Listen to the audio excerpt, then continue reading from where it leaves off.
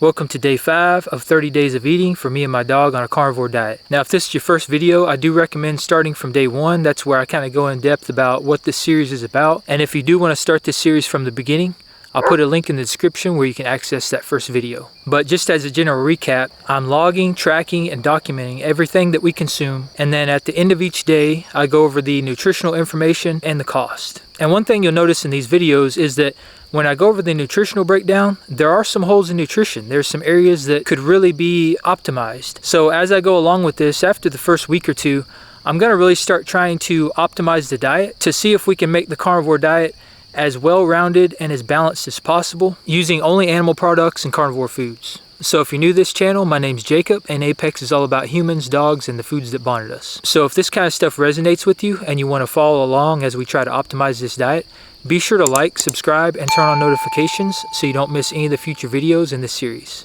Alright, so I'm getting ready to get in my daily workout, and today is a lower day. Now my legs are still pretty sore from Tuesday, so I'm going to go kind of light on what I do for legs, and instead of doing squats and a bunch of leg work, I'm just going to do some farmer's carries outside, and I'll probably go in and do some accessory movements for my quads and hamstrings. I also have my 32 ounces of well water. This is water from an aquifer, an underground aquifer. I've already drank probably about, I don't know, 10 ounces or so of that. I'm going to down this for sure, especially being outside with my dog this morning. And then once I get through this, I'm going to go inside. I'm going to make my first meal of the day. It's probably going to be pretty basic, I would say. My breakfast is usually very, very basic. I like to be in and out so I can get to work and stuff. So I'm thinking it's probably going to be hamburger again, and I'll probably grill that like I have been. But once I get in the kitchen, we'll see what happens.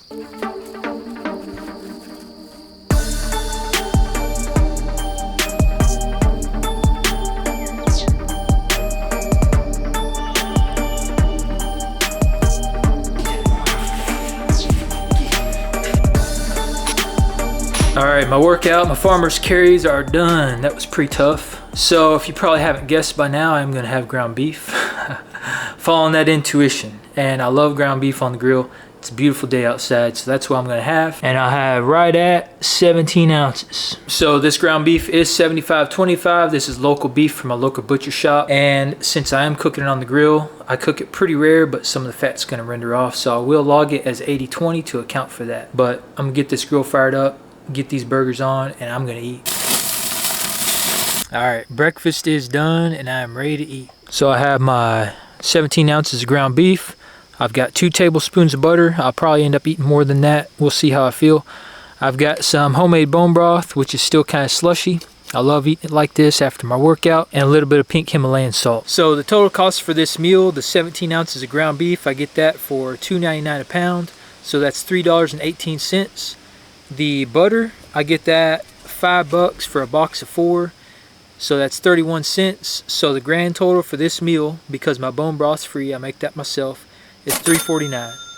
So carnivore does not have to be expensive, and nutrition does not have to be complicated. Alright, supper time for the pupper time. I got Shawnee's food all laid out, ready to go. I'm not giving her secreting organs tonight because she does not tolerate them well, but I still have a very well balanced meal that she is definitely going to enjoy because she's pacing around here. I know she's ready to eat. Now, I'll put a link in the description where you can download my free bone tip sheet. And in that tip sheet, you'll also find information about how to structure and proportion your dog's meal. So the total weight for this food is 28 ounces. My dog's 56 pounds. So she gets on average about 1.5 to 2 pounds of food every single day. So as far as cost goes, the chicken gizzards I get for $1.25 a pound. So 3 ounces is 24 cents. The tripe I get for $2.99 a pound. So 2 ounces is 38 cents. The chicken feet I get for $2.24 a pound. So 3 ounces is 42 cents. The ground beef I get for $2.99 a pound. So 4 ounces is 76 cents. And the chicken leg quarters I get for $1.79 a pound. So 16 ounces is $1.79.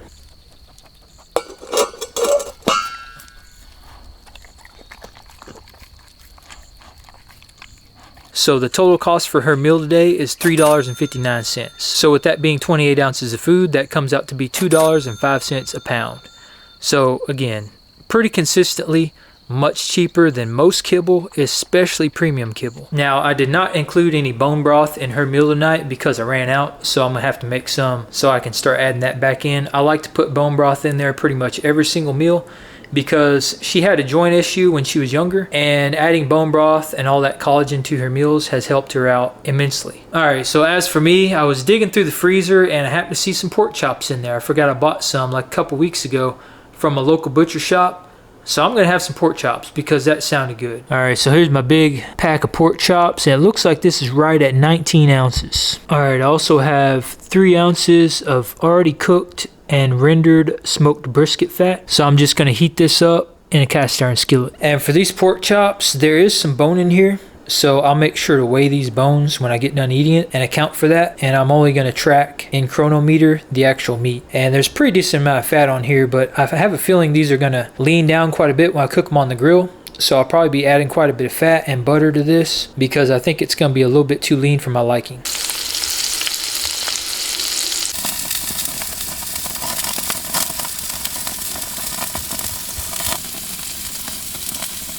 All right, ladies and gentlemen, pork chops are done. I hope they taste as good as they look and smell, because they do smell fantastic. And I'm really looking forward to digging into these things, and I'm looking even more forward to seeing what the nutritional breakdown looks like eating pork chops, because you always hear that, you know, pork is higher in omega-6. It's not as nutrient dense, which I think is true, but I guess we'll find out. As soon as I'm done eating, we're going to go through that. So I'm going to dig into this. Now, as far as the cost goes, all right, let's dig into that because this is pretty interesting. All right, so the pork chops I got from a local butcher shop for $1.89 a pound. All right. So for the 19 ounces that I have here, that's $2.24. Now, the beef fat was essentially free because both of this was rendered off of food I already consumed.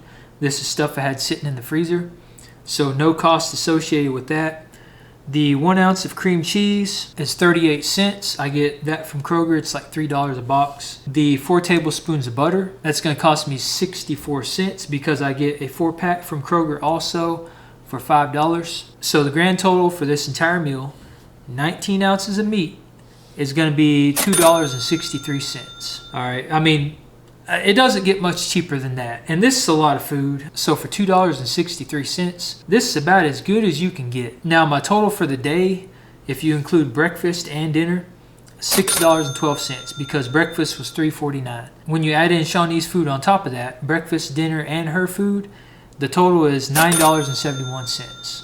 So I'm able to feed myself and feed my dog for less than $10 a day. So again, for anybody that says carnivore is expensive and it's not affordable, that is not a fact. For somebody who doesn't eat pork that often, that was a really good freaking dinner. I do like pork. I mean, I love the taste of it. I like beef better. Now, I did take out the bone and I weighed the bone. It was 2 ounces, so I took 2 ounces off that, so it ended up being 17 ounces of meat.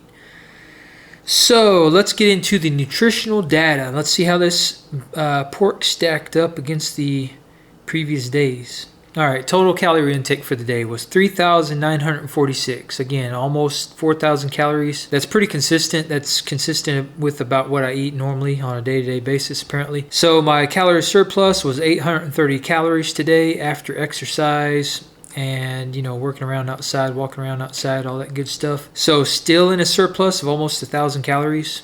I weighed myself again this morning, hadn't gained any more weight. I think I was still like 168, 169. All right, so let's look at my macronutrient breakdown, my fat to protein ratio. And again, 5 days in a row, 70-30.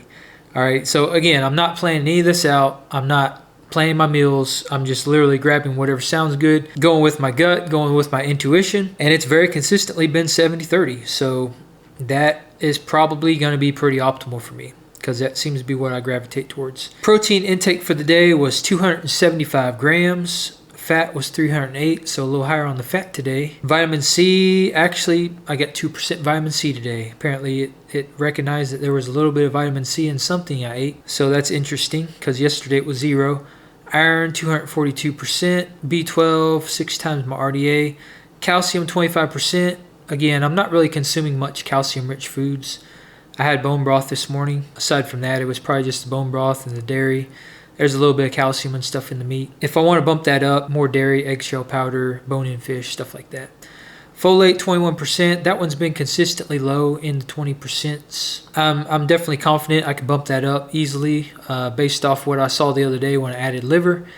Adding liver would bump it right up. Eggs would probably bump it up as well. Vitamin A, I'm good on that one, 79%. Still up in the top percentage, so I'm okay with that. Potassium's maxed out. B vitamins, today I think is the first day B1 has been maxed out, and I'm assuming that's because of the pork.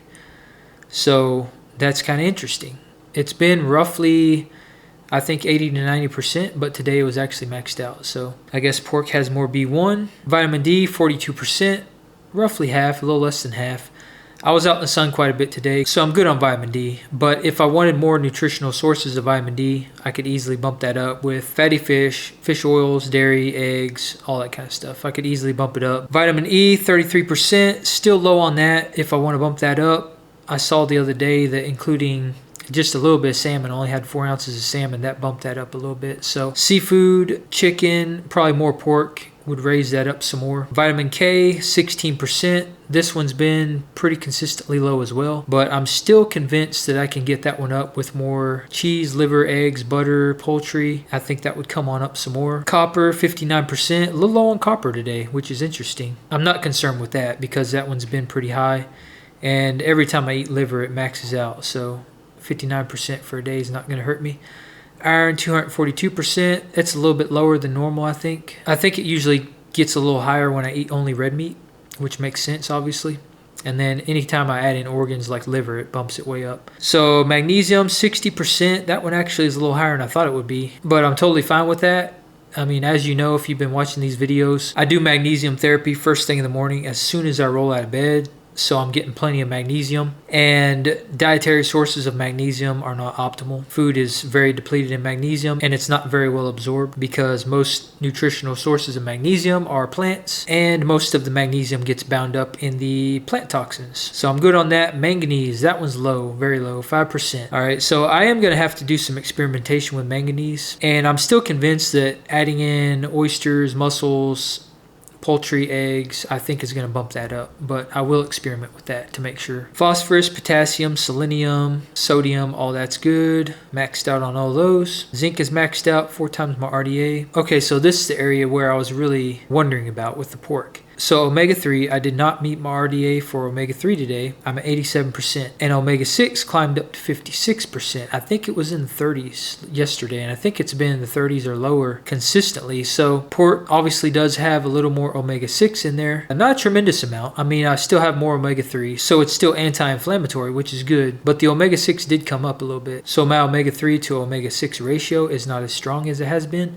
but it's still not bad. Adding in that pork didn't affect it too much, so I'm still cool with that. Saturated fats, trans fats, cholesterol is all high. I'm good with that. Cholesterol is essential for the human body. And looking down through the proteins and essential amino acids, everything is multiple times my RDA across the board, which makes sense because animal proteins are very complete protein sources. So yeah, I mean, I'm good with that. Adding in the pork didn't seem to make that much of a difference. In a lot of ways, it's very similar to when I was eating red meat. There was a couple changes, very minor changes with the vitamins and the fat ratios, but overall, still pretty happy with this. I mean, this is still pretty nutritionally complete for the most part. There's still some holes and there's still some areas that could use some improvement, but the same was true with red meat. So I think if you're adding pork to your diet and it's coming from a trusted source, a source that doesn't use all this crazy unnecessary stuff on their animals and actually raises their animals ethically and sustainably, then including pork in your diet, if you tolerate it well, probably isn't necessarily a bad thing, because it looks like it does actually introduce some variation as far as nutrient profile goes, which is always a good thing. I mean, it's good to switch it up. It's good to have a wide range of nutrients coming into your diet. If you're eating the same thing over and over and over, if it's not the right same thing, there is a chance you'll wind up with a nutritional deficiency, which is not a good thing. Trust me, I've had those and it's not a fun experience. But overall, I'm pretty happy with that. It was definitely a good meal. Actually, all my meals were really good. They always are. I love meat, so no complaints for me. But that's gonna do it for me. I'm gonna kick back and relax. It's been kind of a long day, so if you haven't done so already, be sure to like, subscribe, join the Apex tribe, and turn on notifications so you don't miss any of the future videos in the series. And I'll see you on day 6. All right, peace out.